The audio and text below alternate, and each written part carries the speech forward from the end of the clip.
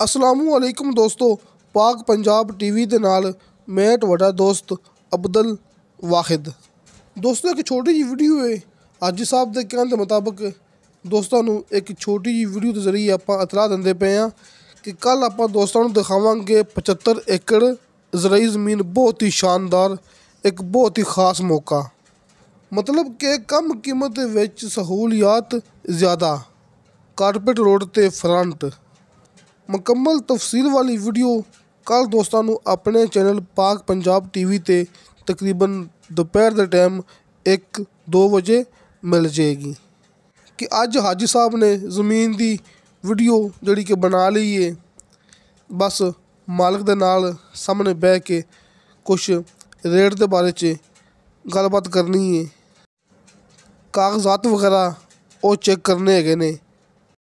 मतलब कि हाजी साहब ने ज़मीन की वीडियो बना ली है, सिर्फ ज़मीन के कागजात चेक करने ने ते ज़मीन की कीमत मालिक दे नाल जिहड़ी कि तय करके कि वो डिमांड किन्नी करते पे ने, ये गलबात अज क्लीयर करके ते कल दोस्तों मुकम्मल इतलाह मिल जाएगी, मुकम्मल तफसील मिल जाएगी, मुकम्मल जिहड़ी कि हर गलबात भरावां दे सामने आ जाएगी।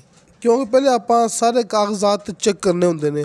बस इन्ना फर्क हुंदा है कि किसी ज़मीन की वीडियो मौके ते बन के ते मालक मौके ते आके जिहड़ा कि कागजात चेक करा देंदे ने ते ज़मीन की कीमत दस देंदे ने। लेकिन किसी ज़मीन की वीडियो पहले मिल जाती है तो मालक जिहड़ा टाइम ले लेंदे ने, असीं तुहानूं कल अपने कागजात चेक करा देंगे, जिहड़ी कीमत हैगी फाइनल असीं की करनी है असीं तुहानूं कल दस देंगे। लिहाजा इस वास्ते इन्दी जिहड़ी गल हैगी थोड़ी जी अधूरी हैगी है।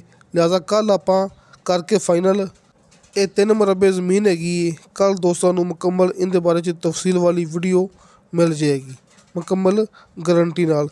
ते इस तो इलावा किसी दोस्त ने जिहड़े आपां इंतहाई सस्ते रकबे अपलोड किए सी, एक मैं ईद वाले दिन इंतहाई सस्ता रकबा अपने चैनल ते अपलोड किया सी, तो उस तो बाद ईद तो दूसरे दिन बाद फिर मैं इंतहाई सस्ता रकबा अपने चैनल ते अपलोड किया सी। किसी दोस्त ने वो रकबे ना वेखे होण, ख्वाहिशमंद होण, तो उन्होंने दोवां रकबे के लिंक नीचे डिस्क्रिप्शन के मिल जाएंगे, या फिर तुसीं मेरे व्हाट्सअप नंबर पर रबता करना है, तो मुकम्मल तफसील वाली वीडियो मैं व्हाट्सअप पर सेंड कर देंगा। तो दोस्तों, वीडियो अच्छी लगे तो लाइक तो शेयर ये ज़रूर करो, तो अपने बेहतरीन कमेंट से लेके भेजो। इंशाअल्लाह ताला बशर्ते ज़िंदगी बाफजले खुदा मिलांगे अगली वीडियो ते। अल्लाह हाफिज़।